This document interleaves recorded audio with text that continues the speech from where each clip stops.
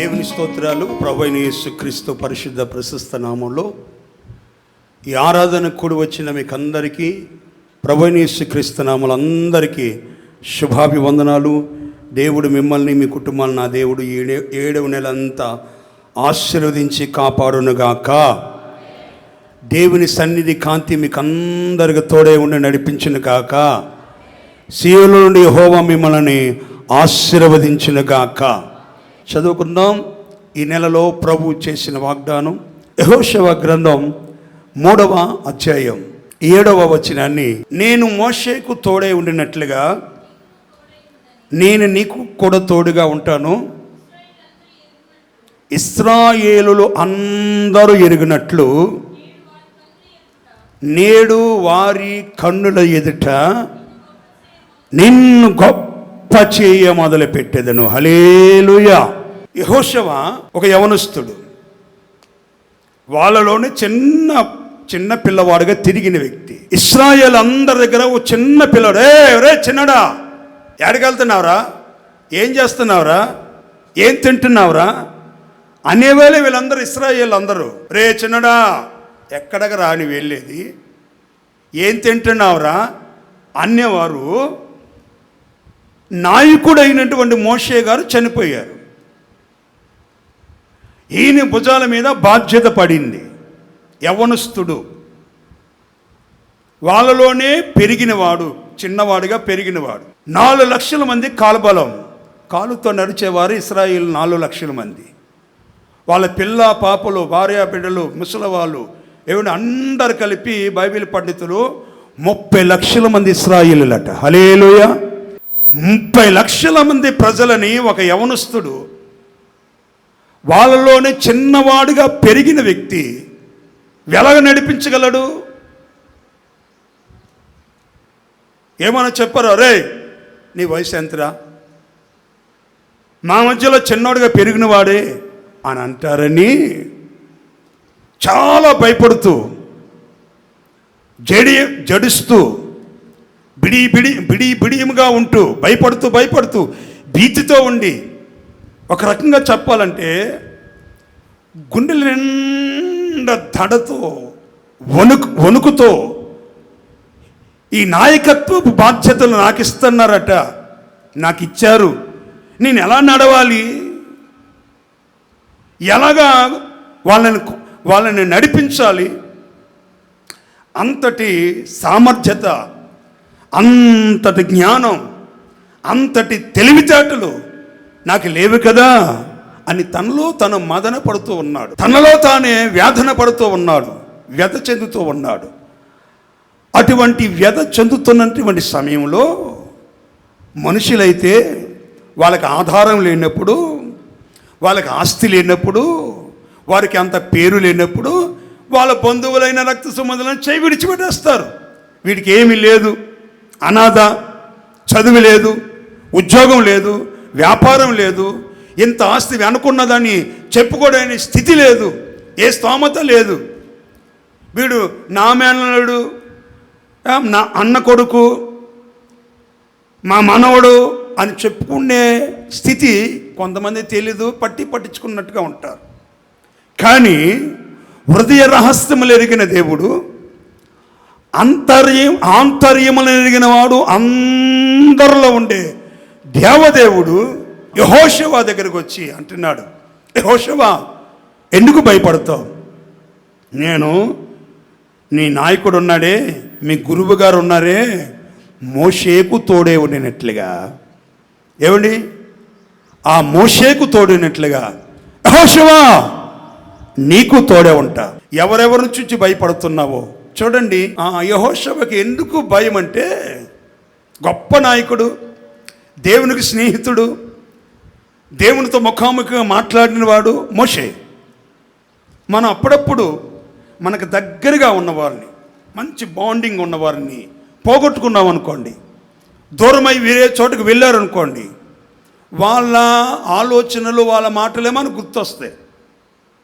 ఇంకా అర్థమైన చెప్పాలంటే, మనకు దగ్గరగా ఉన్నవారిని కోల్పోతే వాళ్ళ తండ్రి కానీ, తాతయ్య కానీ, మేనమామ కానీ, బాబాయ్ కానీ ఎవరైనా ఆ వ్యక్తిని కోల్పోయినప్పుడు చాలా బాధతో వేదనతో మనకి ఉంటాయి. దేవుని గత వారంలో 80 సంవత్సరాలు దాటి 82, 83 సంవత్సరాల వరకు ప్రభునందు వారు ఉన్నారు. రమేష్ మాస్టర్ గారి యొక్క నాన్నగారు మరి ఒక కుమారుడిగా అన్ని సంవత్సరాల సేవ చేసి వారి గురించి చెప్పుకున్నప్పుడు తెలియకుండానే తనకు తానే కన్నీళ్ళతో మాటలు చెప్తా ఉన్నారండి. ఎందుకని?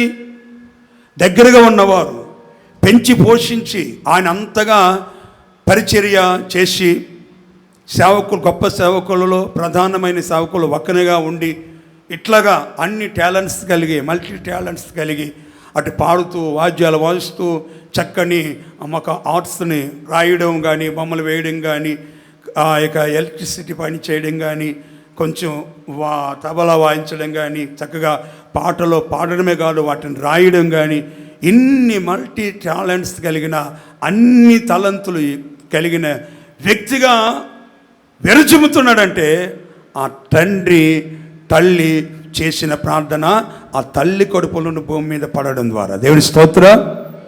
మరి వాటినన్నిటి ఒక్కసారి ఆ దైవజనుడు తలంచుకుని ఉన్నాడు.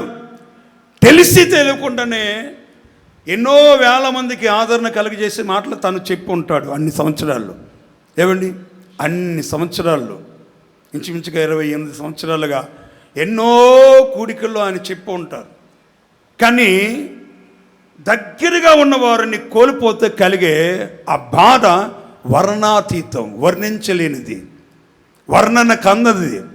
మనం కూర్చుంటాం కానీ మన ఆలోచన ఎక్కడ ఉంటుంది. మనం తింటాం కానీ తినేది మన వంట పడదు. ఎక్కడో శూన్య వైపు చూస్తాం. అలాంటి స్థితిలో ఉన్నాడు యెహోషువ. హల్లెలూయా. చెప్తాం గట్టి హల్లెలూయా. తనకు దగ్గరగా ఉన్నాడు గురువు గారైన మోషే, పోగొట్టుకున్నాడు, కోల్పోయాడు. ఇంకా అంతటిది కాకుండా పుండి మీద కారం చల్లినట్లుగా యెహోషువ ఇప్పుడు మాకు నాయకుడు, మమ్మల్ని నడిపించే నాయకుడు, మాకు ఆలోచన చెప్పే వ్యక్తి, ప్రప్రథముడు. మేము ఎక్కడ ఉండాలి, ఎక్కడ కూర్చోవాలి, ఎక్కడ నిలబడాలి, ఎక్కడ ప్రయాణం అవ్వాలి, ఏం తినాలి, ఏం తినకూడదు, ఇవన్నీ మాకు నీతి న్యాయములన్నిటినీ తెలియపరిచే వ్యక్తి అని ఇశ్రాయేలు అందరూ అనుకుంటుంటే ఒకరేమో పెదవి విరిచారు, మరొకరేమో అతనా మన మధ్యలో చిన్నవాడుగా తిరిగినవాడు కదా అనుకోకుండా ఉండేవారు లేకుండా పోతారు. వాడు చిన్నవాడు కదా, ఆ చిన్నోడు మనల్ని నడపడం ఏంటి అనేవారు లేకుండా లేరు. మా వయసు ఎంత, ఈడి వయసు ఎంత అనేవారు లేకుండా పోయారు.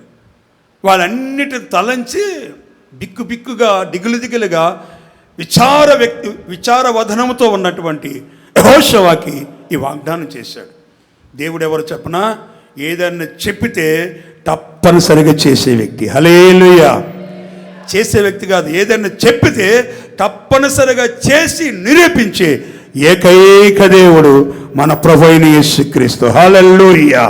చేతులు చెప్తాం గట్టిగా హల్లెలూయా. ఏమండి, పిల్లలు అనుకో, నీ పేగు తెంచుకొని పుట్టి నీ కడుపును పుట్టిన పిల్లల్ని అపురూపంగా గారాభంగా పెంచి కాస్త ఎదిగించి వాళ్ళని ఏడ్చేటప్పుడు చంకని ఎత్తి పెట్టుకుని పాలిచ్చి, నువ్వు తల్లిగా ఒడిలో పెట్టుకుని అడ్డంగా పెట్టుకుని పాలిచ్చి ఎదిగిన తర్వాత రోడ్డు దాటలేకపోయినా చంకని ఎత్తుకుని నడిపిస్తావు. ఆ తర్వాత నీ కొడుకుని ఇంకొకడు, మొదట వాడు పుట్టి తర్వాత ఇంకో పాప పుట్టింది అనుకోండి, ఆడు కొంచెం ఎదుగుతున్నాడు 4-5 సంవత్సరాల వరకు, లేక 5 సంవత్సరాలు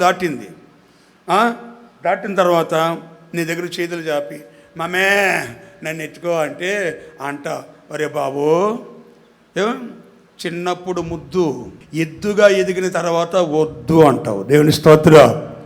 నిన్ను ఎత్తుకోలేండిరా, నిన్ను ఎత్తుకున్న నా నడుము ఇరుగుతుంది, నా నడుము ఇరిగిపోదు. నువ్వు అంతలా ఉన్నావు, అంత ఎత్తున్నావు, ఇంచుమించుగా నా ఎంత ఎత్తున్నావు. 6 సంవత్సరాలు అయింది. మొరటగా ఒక మాట అంటారు, ఏమంటారు, మీకు అందరూ తెలిసిందిగా, ఏమనగా చూస్తున్నారు, అమ్మో మాకు ఏం తెలియదు, ఈ పిల్లైనా పాలు తాగుతాడు అన్నట్లుగా ఒకే మాట అంటారు. ఏమని చెప్పనా, దున్నపోతులాగా ఎదిగా ఇంకా ఎత్తుకోవడం ఏంటండి.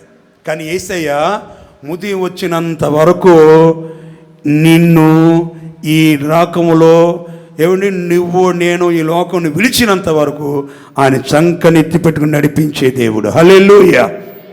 చెప్తాం గట్టిగా హల్లెలూయా. అలాంటి స్థితిలో నా దేవుని బిడ్డలారా, ఒకవేళ నీవు ఆత్మీయ జీవితంలో నీ ఆత్మీయ స్థితిని కోల్పోతున్న పరిస్థితుల్లో ఉంటే, ఈ నెలలో ఈ సంపూర్ణ సంఖ్యగా పెడుతున్న 7వ నెలలో నా దేవుడు చెప్తున్నాడు, ఒకవేళ నీ ఇంట్లోనే ఏమండి నీ రక్త సంబంధికుడు, నీకు తెలిసిన వ్యక్తి కోల్పోయాడా, లేక బ్రతికి దూరంగా ఉన్నారా, అలాంటి దయాన్ని సందిగ్ధమైన పరిస్థితులు, ఎదురుతోచని పరిస్థితుల్లో నా దేవుడు ఈ వాగ్దానాన్ని ఇస్తున్నాడు. నాకు ఈ వాగ్దానాన్ని ఇచ్చాడు, సంఘానికి కూడా ఈ వాగ్దానాన్ని ఇమ్మన్నాడండి. ఈ వాగ్దానం అయిన వారిని కోల్పోయి ఆత్మీయ స్థితిలో ఒకప్పుడు గంటల తరబడి మోకరించి ప్రార్థన చేసిన నీ స్థితి చల్లారిపోతుంటే, ఆ స్థితిని కలగజేసిన పరిస్థితులన్నిటి ఎదుట నిన్ను నేను గొప్ప చేయడం మొదలు పెడుతున్నాను. హల్లెలూయా. చెప్తాం గట్టిగా హల్లెలూయా. 1వ తారీఖున గొప్ప చేయబడాలంటే మనం ఏం చేయాలని, ఇస్సాకును క్రమంగా గొప్పవాడు అయినంత వరకు అభివృద్ధిలోనికి వచ్చాడని ఆదికాండం 26:13లో మనం దాన్ని బేస్ చేసుకుని మనం గొప్పవాళ్ళు అవ్వాలంటే వృద్ధి చెందాలి అని మొదటగా ప్రేమలో అభివృద్ధి చెందాలని దశలోని మొదటి పత్రిక 3:13లో, దశలోని మొదటి పత్రిక 3:13 ప్రేమలో అభివృద్ధి చెందాలని, దేవుని సంతోషపరచడంలో అభివృద్ధి చెందాలి, వెదజల్లి దేవునికి సమయమైన కానుకైనా కష్టార్జితమైన వెదజల్లి అభివృద్ధి చెందాలని నేర్చుకున్నాం. ఈరోజు మరొక కోణంలో ఈ వాగ్దానం నాకు మనందరికీ మరొక కోణంలో ఈ వాగ్దాన సంపూర్ణత, ఈ వాగ్దాన పరిపూర్ణత నెరవేర్చునుగాక. ఒక అధ్యాయం ముగింపులోనే 3వ అధ్యాయం అయిపోయింది. 4వ అధ్యాయం ఇక ముగించబడుతుంది. కొన్ని వచనాలు అనగానే దేవుడు యెహోషువని ఏం చేస్తాడు చెప్పనా? 4వ అధ్యాయం యెహోషువ గ్రంథం 4వ అధ్యాయం 14వ వచనాన్ని చదువుదాం. ఆ దినమున యెహోవా ఇశ్రాయేలులో అందరి ఎదుట యెహోషువను గొప్ప చేసెను. వారు మోషే గారును గౌరవించినట్లు యెహోషువ బ్రతుకు దినములన్నిట అతనిని కూడా గౌరవముగా మాట్లాడుతున్నారు. దేవుని స్తోత్రం. చేతులు శబ్దం గట్టిగా హల్లెలూయా. నా ప్రియమైన సహోదరులారా, అయ్యా మోషే గారు దేవునికి స్నేహితుడు కదా, దేవునితో ముఖాముఖి మాట్లాడిన వారు కదా, ఏమండి యెహోషువను కూడా అలాగనే, ఎందుకంటే వాగ్దానం చేసే ముందు ఏమన్నాడు? 3:7లో ఇశ్రాయేలు అందరి చేత నిన్ను గొప్ప చేయ మొదలుపెట్టేదను. హల్లెలూయా. దేవుడు గొప్ప చేయాలంటే ఆలస్యం చేయడండి. కొద్దిగా ఆలస్యం చేశాడంటే ఆ ఆశీర్వాదం ఇంకా ఉన్నతమైన రీతిలో ఉండునుగాక. ఈ సంవత్సరం జనవరి నెల మొదలుకుని ఈ రోజు వరకు, ఈ జూలై నెల 7వ తారీఖు ఆలస్యం అవుతుందా అని నువ్వు విచారిస్తున్నావా? దుఃఖపడుతున్నావా? వేదన పడుతున్నావా? దేవుని వాగ్దానాల పట్ల అనుమానపడుతున్నావా? వాటిని తొలగించు. ఖచ్చితంగా దేవుడు వాగ్దానం చేస్తే ఏమైతే ఉపయోగించాడో, ఇశ్రాయేలు అందరి నిన్ను గొప్ప చేయి మొదలు పెడతానన్నాడా? 4:14 అదే మాట. ఆ రోజున లేక ఆ దినమున ఇశ్రాయేలు అందరి ఎదుట యెహోషువని గొప్ప చేసెను. చప్పలు కొట్టండి గట్టిగా కొట్టలు హల్లెలూయా. గొప్ప చేయడమే కాదు, ఒక పెద్ద ఆయన్ని గౌరవించినట్లుగా, ఒక పెద్ద మనిషిని గౌరవించినట్లుగా, ఒక అనుభవం కలిగిన దేవసేవకులను గౌరవించినట్లుగా బ్రతుకు దినములన్నిట యెహోషువ జీవించినంత కాలం గౌరవిస్తున్నారు. నా దేవుని బిడ్డలారా, తలపైగలిగిన ఒక మాట చెప్తా. నువ్వు రక్షించబడినప్పుడు ఒక క్రైస్తవ బిడ్డగా, విశ్వాసగా, ఏ ఘనత అయితే, హానర్ అయితే, ఎవరైతే నిన్ను హానర్ చేస్తున్నారో, ఘనపరుస్తున్నారో, ఆ ఘనత ఆ గౌరవం, రెస్పెక్ట్తో కూడిన, మర్యాదతో కూడినటువంటి వచనం నిన్ను గురించి అనగలుగుతున్నారా? నీ కుటుంబాన్ని గురించి మాట్లాడగలుగుతున్నారా? అలాగనే లేకపోతే అది నేనైనా సరే మీరైనా సరే దేవుని పాదాలు పట్టుకున్న, ప్రభువా నువ్వు మా పితరుడైన యెహోషువ గారిని గొప్ప చేయడమే కాదు, లాంగ్ లైఫ్, జీవితకాలం, బ్రతుకు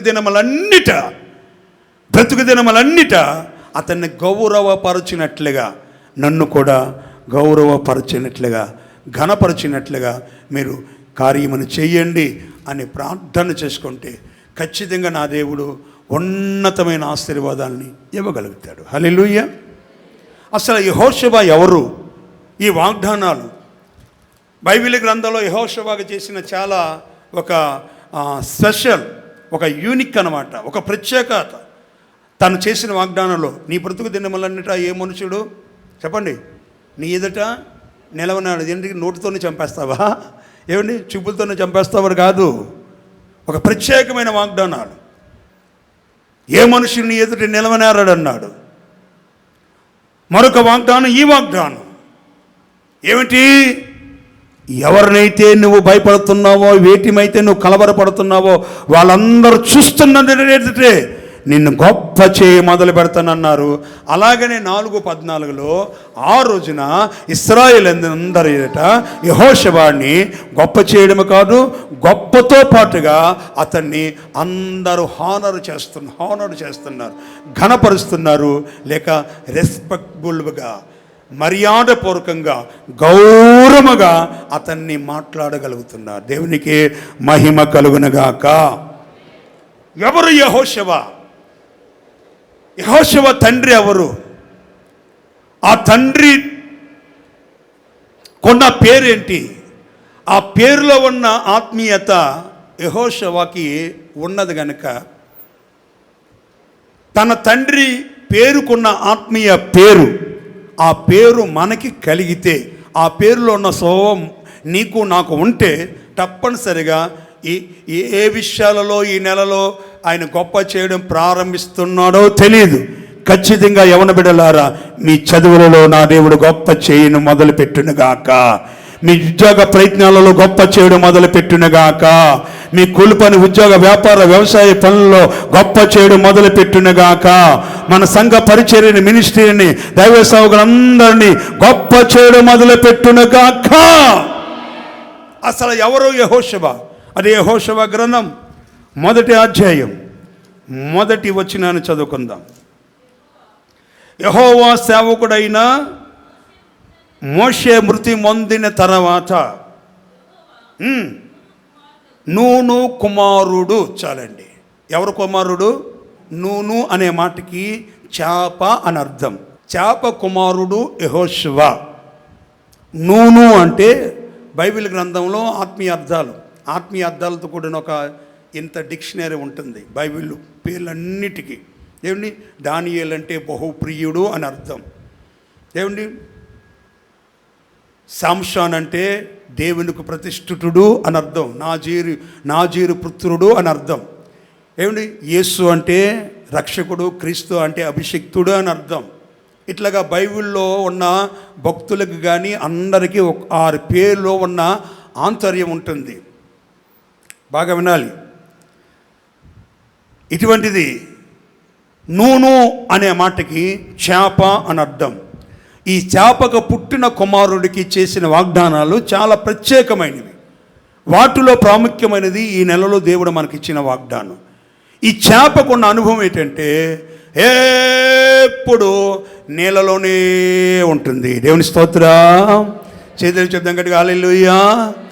నీళ్ళలో దాన్ని చూస్తే అబ్బో, దాని వేషాలు, దాన్ని మామూలుగా ఉండదు, హుషారుతనం, ఇటుపోతుంది పట్టుకుందాం, ఇటు తిరిగి చేతులు చెక్కదాం, ఎంత ఉన్నా సరే కొట్టుకుని పోతుంది. దీనికి కానీ ఒక ఆలోచన వచ్చి ఎప్పుడు నీళ్ళలోనే ఉండాలా, బయటికి రావాలి, అందరిని చూడాలి, అందరిని పలకరించాలని ఆ నీళ్ళని విడిచి బయటకు వచ్చిందా, కాసేపు ఎండ తగిలిందా, ఏమండి పచ్చి చేప కాస్త ఎండు చేపలమ్మో ఎండు చేపలు అని ఎండిపోతుంది.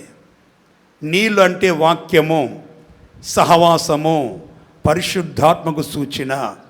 దేవుని సన్నిధికి చాలా అనుభవాలు బైబిల్ గ్రంథాలు చూస్తున్నా. నీళ్ళు దేవుని సన్నిధి, నీళ్ళు దేవుని వాక్యం, నీళ్ళు పరిశుద్ధాత్మ అభిషేకం, ఇవన్నిటికి సూచన అండి. చేప ఎల్లప్పుడు నీటిలో ఉంటుంది. నూను కుమారుడుగా ఉన్న యెహోషువ, ఏమండి, నీ కన్న తల్లిదండ్రులు ఒక తండ్రి అయినా ఒకవేళ నీకు వయసు వచ్చి పెళ్ళి చేసి నీకు పిల్లలు పుడితే నీ తండ్రి పెద్దగా పట్టించుకోరు. మా వాడు పిల్లలు పుట్టారు, ఆ పిల్లలు చూసుకుంటారులే అని. కానీ పరమ తండ్రి అయిన యేసుక్రీస్తు, పరమ తండ్రి, పరలోకపు తండ్రి ఆయన ఇచ్చిన వాగ్దానాలన్నిటినీ నీ చేతిలో పెట్టి నిన్ను బలపరచాలని, భద్రపరచాలని, ఉన్నతమైన ఆశీర్వాదాల చేత నిన్ను నడిపించాలని కోరుకున్న దేవుడు. నా దేవుని బిడ్డలారా, దేవుని సన్నిధి అనేటువంటిది, దేవుని సన్నిధిని అనుభవించాలి. దేవుని సన్నిధికి వేగిరపడి రావాలి. మీరు తర్వాత చదువుకోవచ్చు. 16వ కీర్తన 11వ చరణంలో ఉంటుంది. ఏమండి, జీవమార్గములు నాకు తెలియపరచము, నీ కుడి చేతిలో నిత్య సుఖములు కలవు. ఏమండి, నీ సన్నిధిలో సంపూర్ణ సంతోషము కలదు అని. ఆయన సన్నిధిలో సంపూర్ణ సంతోషం ఉంది. అందుకని కరువు వచ్చినా, కష్టం వచ్చినా, బాధ వచ్చినా, ఒక రాజుగారి దగ్గరికి వెళ్ళి ఒక దైవ సేవకుడు ప్రవక్త అని ఏలియా చెప్తున్నాడు, నేను యవ్వన సన్నిధిలో నిలిచి ఉన్నాను, యవ్వన సన్నిధిలో ఉన్నాను, ఆ జీవమగల దేవుని తోడు ఈయన్ని 3.5 సంవత్సరాల వర్షం పడదని కరాఖండిగా చెప్పాడండి. రాజుల మొదటి గ్రంథం 17వ అధ్యాయం 2వ వచనం మిగతాలో చదువుకోవచ్చు. యవ్వన సన్నిధిలో నేను నిలబడి ఉన్నాను. సన్నిధి నీకు, అమ్మా, దేవుని సన్నిధి నిన్ను ధైర్యపరుస్తుంది. అందుకనే బాగా ప్రార్థన చేసేవారు, ఉపవాసం ఉన్నవాళ్ళు, వాక్యం చదివిన వాళ్ళు, ఎన్ని కష్టాలు వచ్చినా సరే, ఎన్ని బాధలు వచ్చినా సరే, పొరపాటున వాళ్ళు చలించారో. లేసమాత్రమైన కదలిక అనేది వాళ్ళకి కనబడదు, కనిపించదు. వాళ్ళ కనసైగలలో ఎల్లప్పుడూ గుర్తొచ్చేది ఏంటంటే దేవుని, చెప్పండి దేవుని సన్నిధి, నీళ్ళు. ఈ చేప కడుపున పుట్టిన వ్యక్తే, చేప అనే అనుభవం కలిగిన వ్యక్తి, చేప అనే ఆ పేరుకు తగిన చేప, నూను అనగా చేప, ఆ చేప అనుభవం కలిగిన వ్యక్తి కుమారుడుగా ఉన్న యెహోషువ. చేప ఏమండి, మనం అప్పుడప్పుడు తింటున్నాం, కానీ దాంట్లో ఉన్న ఆత్మీయ అర్థాన్ని మనం గుర్తు చేసుకుంటే నీళ్ళలోనే ఉంటుంది. నీళ్ళు సన్నిధి, దేవుని సన్నిధి. రెండవది దేవుని వాక్యం. మూడవది పరిశుద్ధాత్మ అభిషేకం, పరిశుద్ధాత్మ శక్తి, పరిశుద్ధాత్మ దేవుని సన్నిధి. దేవుని సన్నిధి అండి, దేవుని ప్రసన్నత. నా దేవుని బిడ్డలారా, యోహాను సువార్తలో మనకు బాగా తెలిసింది కదా, 7వ అధ్యాయంలో 37, 38, 39 వచనంలో ఉంటుంది. ఆ పండుగలో మహాదినమైన అంత్యదినమందు యేసు నిలిచి, మీలో ఎవడైనాను దప్పికొని నేనులా నా దగ్గరకు వచ్చి దప్పి తీర్చుకున్నది, నా యందు విశ్వాసించువాడు వాని కడుపులో నుండి జీవజల నదులు పారునని బిగ్గరగా చెప్పను. తన యందు విశ్వాసముంచువారు పొందబోవు ఆత్మను గురించి యేసు ఈ మాట చెప్పెను. దేవుని స్తోత్రం కలుగును గాక. ఏమండి, యోహాను సువార్త 7వ అధ్యాయం 37, 38, 39 వచనాల్లో ఆ మాటలు కనపడితే తర్వాత చదువుకోవచ్చు. పరిశుద్ధాత్మ నీళ్ళు, వాక్యము నీళ్ళు. 119వ కీర్తన 164వ చరణం. నీ న్యాయ విధులను బట్టి దినమునకు 7 మార్లు దేవుని సన్నిధిని గుర్తించిన, దేవుని ప్రసన్నతను గుర్తించిన దావీదు చెప్తున్నాడు, రోజుకి 7 సార్లు నేను నిన్ను స్తుతిస్తున్నాను. Praise the lord. ఇది ఏ నెల? ఇది చెప్పండి, నోరు చెప్పండి. ఏ నెల? 7వ నెల. అందుకని ఆడండి. ఏమండి అంటే అని ఆడడం కాదు, సంపూర్ణంగా 7 దేవుని సంఖ్య, 7 దేవుని సంఖ్య సంపూర్ణకు సంకేతం, సంపూర్ణతకు సంకేతం. దేవుని బిడ్డలారా, ఈ 119వ కీర్తన 164వ చరణంలో భక్తుడైన దావీదు అంటున్నాడు, నీ న్యాయ విధులను బట్టి దినమునకు 7 మార్లు నేను నిన్ను చెప్పండి 7 మార్లు నేను నిన్ను స్తుతించుచు ఉన్నాను. Praise the Lord. రోజుకి అసలే 3 పూటలు తినాలి. ఇంకా కొంచెం ఆకలి బాగా భోజన ప్రియులు ఉన్నారనుకోండి, నిద్రపోతున్నప్పుడు ఒక ఆయేసి ఉదయాన లేవగానే గబగబగబ పళ్ళు తవ్వుకొని వెంటనే తింటారు. ఒకటి 4-5 పూటలైనా నేను వినుకొండ చోట సేవ చేస్తున్న దగ్గరికి ఆ ఇంటికి వెళ్ళినప్పుడల్లా వాళ్ళ అమ్మ అనేది, అన్నా ఈడకు కొంచెం తక్కువగా తినేటట్లుగా ప్రార్థన చేయండి, పొట్ట మీద చెయ్యి పెట్టి ప్రార్థన చెయ్యన్నా అన్నది. ఎందుకమ్మా అంటే అటుపోతాడు ఇటుపోతాడు, గంట తర్వాత వస్తాడు, ఆకలే అంటాడు. మళ్ళీ ఇంత తింటాడన్నా పేదరాలు అన్నమాట. నేను పొట్ట మీద చేయి పెట్టి ప్రార్థన చేశా, ప్రభువా వీడు తగ్గట్టుగా తినండి, ఎక్కువ తినేట్లుగా చేయకున్న ప్రభు అంటే చేయగా 10వ సంవత్సరం నుండి చేస్తే వాడికి 12-13 సంవత్సరాలకి మామూలుగా ఎవరు తిన్నట్లుగానే తినడం ప్రారంభించాడు. దేవుని స్తోత్రం. మనం దేవుని స్తుతించాలి సంపూర్ణంగా. ఎందుకంటే దావీదు ఒక మహారాజు, అతని చేతిలో కత్తి పట్టుకుంటే 10,000 మందికి సమాధానం చెప్తాడు. ఇశ్రాయేలు అందరినీ పరిపాలిస్తున్న రారాజు, ఇశ్రాయేలు అందరికీ దీపముగా ఉండే వ్యక్తి. ఆ దావీదు దేవుని దగ్గరకు వచ్చి దేవుని సన్నిధిని ఎలా కోరుకున్నాడంటే 27వ కీర్తన 4వ చరణంలో, యెహోవా యొద్ద నేను ఒక వరము అడిగితిని, దానినే నేను వెతుకుచున్నాను, యెహోవా ప్రసన్నతను చూచుటకును ఆయన ఆలయములో ధ్యానించుటకును నా జీవిత కాలమంతయు నేను యెహోవా మందిరములో నివసింపగోరుచున్నాను. చప్పలు కొట్టండి గట్టిగా, హల్లెలూయా. జీవితకాలం అంతా, అమ్మా 1 రోజు కాదు 2 రోజులు కాదు, జీవితకాలం అంతయు.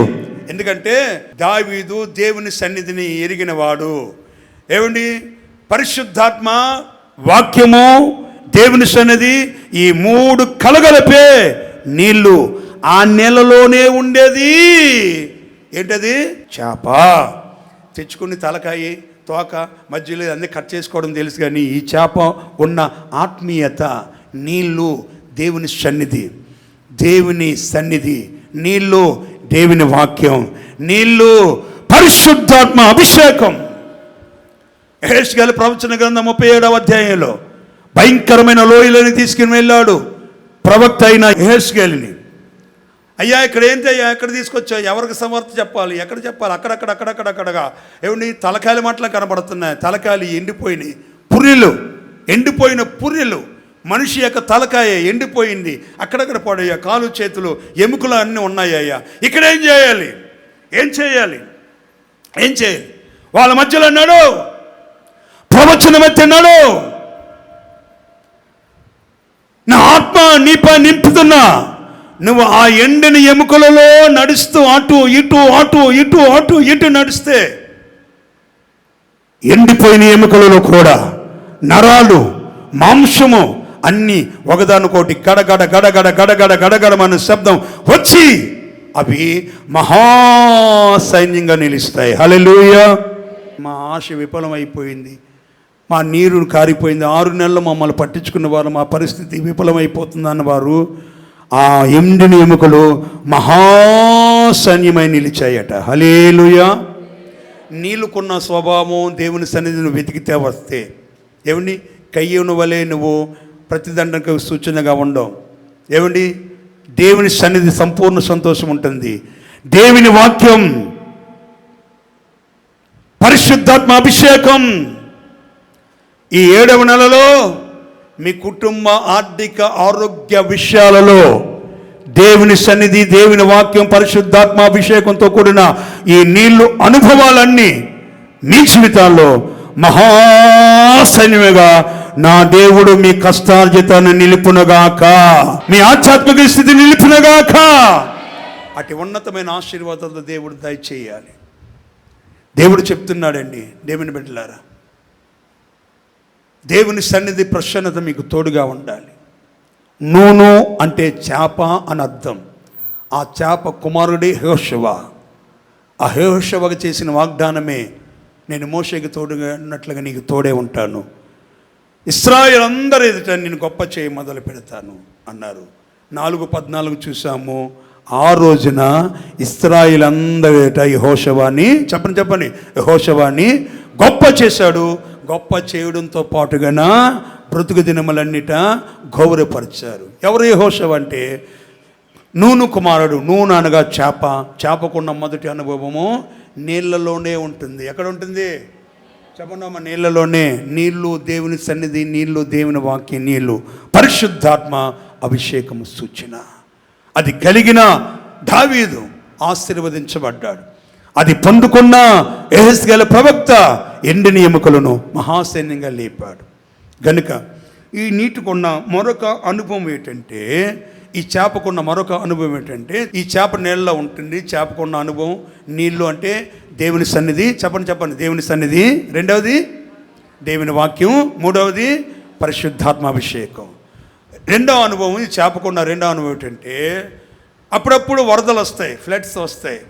ఏమండి, వాతావరణ మార్పుల్లో తుఫాన్లు చెలరేగి 4 రోజులు 5 రోజులు ఏకదాటిగా కుండపోటుగా ఏమండి ఎడతెరిపి లేని వర్షాలు, విదురుగాలులు, తుఫాన్లు చెలరేగి వాగులు, వంకలు, నదులు అన్నీ కొట్టుకుని పోతాయి. కట్టలు తెగిపోతాయి, ప్రాజెక్టులు తగ్గిపోతాయి, గేట్లు పైకెత్తేస్తారు, ఊరువాడంతా ఏకమైపోతుంది, కొట్టుకుని పోతాయి. అటువంటప్పుడు ఇటువంటి చెట్లన్నీ కింద పడిపోయి కొట్టుకుని పోతాయి. పెద్ద పెద్ద బరిగొడ్లు, గేదెలు, ఆవులు, కుక్కలు, మేకలు, దున్నపోతులు, ఏమండి కొన్ని వస్తువులు, సోఫా సెట్లు, ఇళ్ళలో ఉన్నటువంటివన్నీ కొట్టుకుని పోతాయి. ఎంతటి ప్రవాహములైనా పెద్ద పెద్ద మానులన్నీ ఆ నీటి ప్రవాహానికి తోడుగా అట్లాగా కొట్టుకుని పోతుంటే, నీటి ప్రవాహము ఇట్లా వస్తుందనుకోండి, ఈ చేప ఏం చేస్తుంది చెప్పనా, నీటి ప్రవాహానికి ఎదురుగా ప్రయాణిస్తుంది. దేవుని స్తోత్రం. నీటి ప్రవాహం ఇట్లాగ వస్తుందనుకో, కొట్టుకుని పోతున్నవన్నీ ప్రవాహానికి కొట్టుకుని పోతాయి, ఇట్లాగా ఉన్నవన్నీ కొట్టుకుని పోతాయి. కానీ చేప ప్రవాహానికి ఎదురుగా కొట్టుకుని పోతున్న వాటికి చిన్నదైనా పెద్దదైన చేప ఎదురుగా ప్రయాణం చేస్తుంది. దేవుని స్తోత్రం. అంటే అర్థం ఏంటంటే, ఈ లోకానికి, లోక ఆచారాలకి, లోక పద్ధతులకి, లోక సంబంధమైన మాటలకి క్రైస్తవుడైనటువంటి వ్యక్తి ఎదురుగా ప్రయాణం చెయ్యాలి. దేవుని స్తోత్రం కలుగునుగాక. వాటికి అందుకని అపొస్తలుల కార్యం 2వ అధ్యాయంలో మనం చూస్తున్నాం, మేబీ 39 అనుకుంటా, మూర్ఖులకు ఈ తరం వారికి వేరై రక్షణ పొందండి. చేప అనుకోవచ్చు. ఆ మానుకి ఆ చెట్టు మానులో నేను ఇంతదాన్ని కదా, మరి ఇంతదాన్ని కదా, అన్ని నీటి ప్రవాహానికి కొట్టుకుని పోతుంటే ఆ ప్రవాహానికి ఎదురుగా నేను చిన్నదాన్ని అయినా సరే నేను చేపని. దేవుని స్తోత్రం. లోకానికి ఎదురవ్వాలి. ఈ రోజున క్రైస్తవ సంఘాలలో మన భాష, మన వస్త్రధారణ, మన మాటి తీరు అలాగ ఉండకూడదు. దేవునికి మందిరానికి వచ్చిన బిడ్డలు కూడా ఎవరైనా స్టైల్గా ఏమండి కటింగ్ చేసుకున్నారనుకో, చూన్నట్టుగా ఉండవు. యేసన్ గారు అది మాకు నేర్పించలే. అడుగుతామండి. ఇదంతా 0 సైజు కట్టుకుంటాడు, ఇక్కడ 0 సైజు, మధ్యలోనేమో ఉడత చర్మం ఉంటుంది కదా, ఉడత చర్మంలాగా ఉంటుంది. వీడు మనిషా లేకపోతే మ్రానో లేకపోతే రోబో తెలియదు. రోబో అయితే ఇటు తిరిగంటే అంటే తిరుగుతాయి, అటు తిరిగంటే ఇది జరుగుతుంది. ఏమిటి షర్ట్ కాస్త ఏమిటి ఇప్పుడు లోయెస్ట్ ప్యాంట్లు వచ్చేసినాయి. లోయెస్ట్ ప్యాంట్లు అండి ఇంత కింద వరకు ఉంటుంది. గబుక్కున ఆ బెల్ట్ జారింది అనుకోండి, ఏదోన్న తోటలో ఆదాములా కనపడతాడు. మళ్ళీ అది ₹1,00,000, ఈ 75,000 నుండి ₹1,00,000 లోపు ఉంటుంది. అది ఆ రోజుల్లో పేదవాళ్ళు ఉంటే ఎక్కడన్నా చినిగిపోతే చిన్న కుట్లు వేసుకుని మళ్ళా దాన్ని ధరించేవారు. ఇప్పుడు ఎన్ని చినిగితే ఎన్ని హోల్స్ ఉంటే అన్ని ₹1,000 ప్యాంట్ అనమాట. దేవుని స్తోత్రం. ఏంటి ఫ్యాషన్ ప్రపంచం పుచ్చిపోయింది, పెరిగిపోయింది, ఆత్మీయ జీవితాన్ని ఎండుగట్టేస్తుంది. అది సంఘ సహవాసంలో కూడా నడిపించబడుతుంది. వస్త్రధారణ ఎలాగుండాలి, మాట తీరు ఎట్లాగుండాలి, జాగ్రత్తగా ఆలకించిన దేవుని బిడ్డలారా, దేవుని సన్నిధి ప్రసన్నత మనం అనుభవించాలి. చేప ప్రవాహానికి ఎదురుగా వెళుతున్నట్లుగా మనం చూడండి, లోకం వైపుకు వెళ్ళకూడదు, కానీ లోకం మన వైపుకు రావాలి. దేవుని స్తోత్రం. ఎందుకంటే మనం లోకమేదో పాపమేదో పరలోకమేదో నరకలోకమేదో నీతి ఏదో అవినీతి ఏదో ఎరుగము వాక్యము ద్వారా పొందుకున్న రక్షణ ద్వారా. మరలా వల్ల ఎందుకు అది ఆ స్థితిగతులే మనకెందుకు? అప్పట్లో ఎవరైనా చిన్న పిల్లవాడు ఉంటే ఎలిమెంటరీ స్కూల్ వరకు వాడికి నిక్కరు. ఏంటది? నిక్కరు. ఈ పెళ్ళి అయ్యి 2 పిల్లలు పుట్టిన పెద్దవాళ్ళ ఇళ్ళ దగ్గర అయితే పర్లే. అది ఇప్పుడు ఎంత అయితే అంటే ఏదో మొదలుకుని సాయంతో నిద్రపోయినంతవరకు నిక్కరే వేసుకుంటాడు. నిక్కరు చేతుల్లో లిక్కరు. ఏం చేస్తాడో తెలియదండి. నా ఇష్ట రాజ్యం అంటారు. నా దేవుని బిడ్డలారా గమనించండి. అందుకని రోమాపత్రిక 12వ అధ్యాయంలో మీరు ఈ లోక మర్యాదను అనుసరింపక ఉత్తమమును అనుకూలము దేవుని చిత్తం ఏదో తెలుసుకుని మీ మనసు మారి రూపాంతరం చెందటం వలన మీరు నూతనపరచబడతారు. దేవుని బిడ్డలారా, మనం ఈ చేప వలె లోకానికి అప్పుడప్పుడు మేము నిద్ర చేయడానికి రాత్రి రావచ్చా అంట. ఏంటికమ్మా చచ్చిపోయారు నువ్వు కూడా పోకుండా ఎందుకు వచ్చావు ఇక్కడికి? అన్యుల పద్ధతి అది. దేవుని బిడ్డలు చచ్చిపోయిన తర్వాత మందులు నిద్ర చేసేదని లేదు. ఎందుకు చేయాలి నిద్ర? అది అన్యులు చేసే పని. స్తోత్రం చెప్పండి గట్టిగా, హల్లెలూయా. మామూలుగా ఏమండి అన్నీ బాగుంటుంటాయి. 10 సంవత్సరాలు 20 సంవత్సరాల విశ్వాస జీవితం. రోగం ఎప్పుడు వస్తుందంటే పెళ్లి జరుగుతున్నప్పుడు. ఏమండి జల్లెడు పెట్టి జల్లెడలో నీళ్ళు పసుపు పెట్టి ఆ పసుపు తాగొచ్చు కదా, పేడ ఉరుగుతుంది, విరసన వచ్చి చచ్చి ఉంటావు. ఎందుకు ఆత్మీయ జీవితాల్లో రకరకాల లోక మర్యాదలు ఎందుకు? పోతాతే అనుకో, దేవుని సన్నిధికి వచ్చావు కదా. నూను కుమారుని యెహోషువకే వాగ్దానం ఇది. చేప నీటిలో ఉంటుంది, అది దేవుని సన్నిధి, దేవుని వాక్యం, పరిశుద్ధాత్మని చెప్ప. చేప ఎంతటి ఉవ్వెత్తున వస్తున్న నీటి ప్రవాహమైనా సరే ఆ ప్రవాహాన్ని కాతర చేయకుండా ఆ ప్రవాహానికి ఎదురుగా ఈదుకుంటూ వెళుతుంది. దేవుని స్తోత్ర. చేతులు చెప్తాం గట్టిగా, హల్లెలూయా. లోక మర్యాదను అనుసరించకూడదు, లోక పద్ధతులు. దేవుని బిడ్డలారా, కొంతమంది మాస్టర్ ప్లాను వాళ్ళు ఏంటంటే ఇంట్లో కొంతమంది రక్షించబడలేని వాళ్ళు ఉంటే అది పరిస్థితి వేరు. అందరు రక్షించబడిన చచ్చి ఉంటారు ఆ ఇంట్లో, విశ్వాసుల ఇంట్లో. బోని బేరం మాదనమాట. వచ్చి ప్రార్థన చేస్తారు. అయిపోయిన తర్వాత గంట తర్వాత ఆ ధాన్యాలు ఈ ధాన్యాలు ఆ నవధాన్యాలను కలిసి కింద వేసుకున్నారు, నోట్లో వేసుకుని గుక్కు నోట్లో పెట్టుకో, గుక్కమంటావు, చస్తావు, పేడ ఎరిగిపోతుంది, పెట్లు పడేస్తావు. రెండు ఎందుకు చేయాలి? ఎవరు బలవంతం చేశారు మిమ్మల్ని? వివాహాలలో, ఇల్లు కట్టడంలో, ప్రారంభోత్సవ కార్యక్రమాలు ఎందుకు? అది వేషధారణ. ఈ 2 అనుభవాలు కలిగిన వ్యక్తి. మూడవది ఎవరంటే అతను ఎంత స్థితిలో ఉన్నా దిద్దుబాటు చేసుకునే వ్యక్తి. 3వ అనుభవం చెప్తున్నాను వినండి. దిద్దుబాటు. చెప్పండి, నోరు చెప్పండి. ఏ బాటు? దిద్దుబాటు, సరిదిద్దుకునే వ్యక్తి. అదే యెహోషువ గ్రంథం 7వ అధ్యాయం 6, 7, 8 వచనాలు చదువుదాం. తన బట్టలు చింపుకొని ఉదయం మొదలుకొని సాయంకాలం వరకు నేల మీద ముఖములు మోపుకుని తల మీద ధూళి పోసుకుని బట్టలు చించుకుని, అయ్యా అయ్యా అయ్యా అయ్యా, ఎందుకయ్యా ఈ బాధ, ఎందుకయ్యా అపజయం, ఎందుకు వచ్చింది అయ్యా, ఎందుకు వచ్చింది, నేనేం చేశా? యెహోషువ తెలుగు తన పాపం చేయలేదని తలపెగిరి చూడండి. ఏ రోజు పాపము తనకు తెలిసి ఎప్పుడు పాపం చేయలేదు. పాపం చేసిన వారిని కరాఖండిగా చెప్పే వ్యక్తి, మంచి నాయకుడు యెహోషువ. అయినా అపజయానికి కారణం ఏంటో తెలియక కనుక బట్టలు చింపుకొని, ఉన్న పట్టిన బట్టలు అలా చింపేసుకుని, తల మీద బూడిద పోసుకుని ఉదయం మొదలుకొని సాయంకాలం వరకు, దేవుని స్తోత్రం చెప్పండి గట్టిగా, హల్లెలూయా. ఉపవాస ప్రార్థన అంటాం. 2 గంటలు అవుతుంది. 3 గంటలు అవుతుంది. ఎప్పుడు ఇటు పెడతారయ్యా? సాయంకాలం అన్నారనుకో, అయ్యో నేను తెలియక వచ్చా, నేను వెళ్తానులే అని ఫోన్ పెట్టుకుని పోతాడు. అప్పుడే చంద్రబాబు నాయుడు ఈ దుర్మార్గం చేసి ఉంటాడు. వెళ్ళిపోతారనమాట. ఉదయం మొదలుకొని సాయంకాలం వరకు ప్రార్థన చేసి చేసి చేసి చేసి ముఖాలు నేల మీద మోపడం అంటే అర్థం ఏంటి చెప్పనా? వినండి బాగా. ఏమండి, అలా కూర్చుని తలకాయ ఇట్లా కింద పెట్టి ముఖాన్ని అట్లాగా ఉంచుకుని ఉంచుకుని ఉంచుకుని ఉంచుకుని ఇక పైకి చూడకుండా అలాగా ఎన్నో గంటలు ఉన్నాడండి యెహోషువ గారు.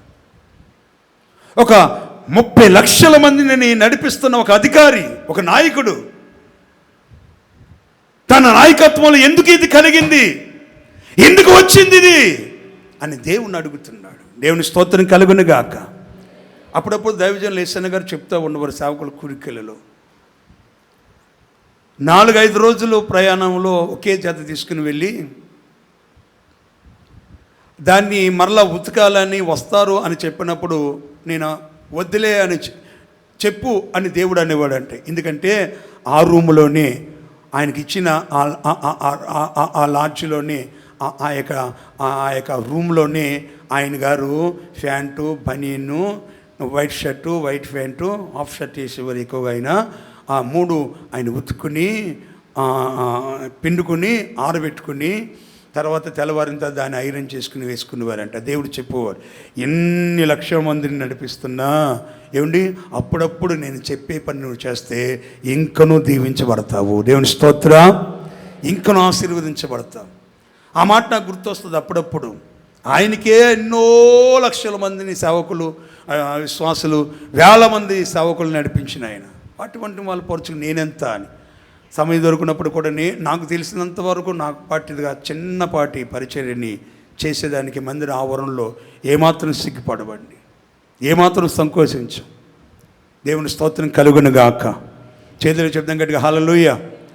ఇక 3వ వారం రావాలి. తమ్ముడు చెప్తాడో లేదు తెలియదు కానీ ఇక ఆదివారం అయిందనుకోండి, ఏమిటి వినుకోవాలని సేవ చేస్తున్నప్పుడు ఆ రోడ్డు దగ్గర నుండి మందిరం కొంచెం ఇక్కడ నుండి ఆ గేట్ వరకు ఉంటుందండి. నేను చేపలు పెట్టుకునేవాళ్ళు, వాళ్ళు పెట్టుకునేవారు. ఏమండి, ఇక ఆదివారం వస్తుంటే మాకు తెల్లారినట్టే అని ఆయన అనుకున్నాను. ఏమంటున్నా అన్నా, నీకు ఇలాగ నువ్వు కూడా మాతో చేస్తున్నావు కదా, నువ్వు మంచి అన్నవని అనుకుంటున్నావని. లోపల ఏం తిట్టుకున్నా సరే అతను కానీ ఇప్పుడు మేము వాళ్ళు ఉన్న వేస్తుంది స్పష్టంగా కానీ రకరకాలుగా. కానీ ఇప్పుడు వాళ్ళు చెప్పే మాట చెప్పనా, ఏదో 100లో అన్న దగ్గర కొంచెమైనా మేము నేర్చుకున్నాం కనుక, నా దగ్గర అన్నీ నేర్చుకున్నారని కాదు, వాళ్ళు చాలా నాకన్నా ఇప్పుడు పరిస్థితుల్లో ఉన్నతమైన స్థానంలో దేవుడు ఉంచాడు. దాన్ని బట్టి ప్రభువు నేను సంతోషిస్తా, ఆనందిస్తా. కానీ దేవుని సన్నిధిలో చేసేది మన స్థితిగతులన్నీ పక్కన పెట్టి మనం దేవుని ద్వారా మనం ఏమై ఉన్నామో అని దేవుని ద్వారా ఆ కృతజ్ఞత భావం కలిగితే ఆ భావాన్ని బట్టి ప్రభువైన యేసుక్రీస్తు దిద్దుబాటును కలుగజేసే అనుభవం, సరిదిద్దుకునే పరిస్థితి నీకుంటే, సరిదిద్దుకునేటువంటి ఆలోచన నీకుంటే, యేసయ్య గారికి ఎందుకు కలగాలండి? అది చిటికిని వేలేస్తే 10 మంది వస్తారు, అన్నా మేమున్నామని. ఎందుకు? ఏమంటే చివరి కాలంలో కూడా అలాంటివంటిది కలగడానికి సరిదిద్దుకునే మనస్సు నీకుంటే, దేవుని దగ్గర సరిదిద్దుకునే మనసు ఉంటే నీ ఎదుట నీతో సరిపోల్చబడిన వారు, అది నువ్వు చేస్తున్న ఏ పనులైనా ఏ కార్యాలైనా దేవుడు ఒక్కరిని కూడా వంచునుగాక. పొరపాటును ఉంచలైనా దేని కొరకు కన్నీరు పెడుతున్నావు? నువ్వు మంచి చేస్తున్నది అది చెడుగా ప్రవర్తించే వాళ్ళు ఉన్నారా? ప్రార్థించు. నువ్వు మొదట సరిదిద్దుకో, ప్రార్థించు. దాన్ని లేకుండా చేయగలిగిన దేవుడే నా ప్రభు అయిన యేసుక్రీస్తు. నా ప్రభు అయిన యేసుక్రీస్తు. నా ప్రియమైన దేవుని బిడ్డలారా, ఉన్నతమైన ఆశీర్వాదాలతో నడిపించగలిగిన దేవుడు, నమ్మదగిన సహాయకుడైనటువంటి దేవుడు మన ప్రభు అయిన యేసుక్రీస్తు. నిశ్చయముగా ఒక ఉన్నతమైన దీవులతో ఆశీర్వాదాలతో నింపాలి, నడిపించాలి. గొప్ప దేవుడు, మంచి దేవుడు గనుక చేప అనే అనుభవం కలిగిన కుమారుడు యెహోషువ. నూను అంటే చేప ఎల్లప్పుడూ నీటిలో ఉంటుంది, ప్రవాహానికి ఎదురుగా ఉంటుంది, ఎదురుగా నిలుస్తుంది, ప్రయాణం చేస్తుంది. 3వది చిన్న హాయిపురం. ఎరుక అంటే పెద్ద పట్టణం, 31 మంది రాజులు పరిపాలించారు, యెరికోని జయించారు. హాయిపురం చిన్నది, అది అపజయపోయి ఎందుకు తిరిగి వచ్చారంటే శపించబడిన వాటిని కొంత దాచుకుని డేరాలో హృదయంలో దాచుకున్నావా, దాన్ని తీసిపెట్టి ఆకాను అనే వ్యక్తి స్తుతించేవారిలో ఆ వంశము నుండి పట్టబడిన వ్యక్తి ఆకాను. అతన్ని పట్టబడ్డాడు. ఆ శపించబడిన సొమ్ముని తీశారు, బయట పెట్టారు. అప్పుడు దేవుడు వారికి మరలా తోడుగా ఉండి జయాన్ని ప్రసాదించాడు. దేవుని స్తోత్రం. శబ్దం గట్టిగా హల్లెలూయా. జయాన్ని ప్రసాదించాడు, విజయము చేకూర్చబడింది. గనుక నా జీవితంలో, మనందరి జీవితంలో ఎంతటి వారమైనా కొద్దిగైనా తప్పిదం పొరపాట్లు ఉంటుంది. అది లేకపోతే పరిపూర్ణుడు ఈ లోకంలో ఎవరు, పరిపూర్ణుడు నువ్వు అయిపోతే ఈ లోకంలో ఉంచడు నా దేవుడు. ఏమండి, కొద్దిగైనా ఉంటుంది. దాని కొరకు మరలా నువ్వు సరిదిద్దుకునే మనసు నీకు ఉంటే నా దేవుడు ఉన్నత ఆశీర్వాదాలు కలుగ చేస్తాడు. Praise the Lord. మరొక మాట చెప్పి నేను ముగిస్తాను. 4వదిగా, చివరి వయసు వరకు భక్తి వైరాగ్యాన్ని కాపాడుకున్నటువంటి వ్యక్తి, తను మాత్రమే కాదు తన కుటుంబాన్ని కూడా చివరి వరకు నడిపించిన వ్యక్తి యెహోషువ గారు. యెహోషువ గ్రంథం 24వ అధ్యాయం 15వ వచనం చదువుదాం.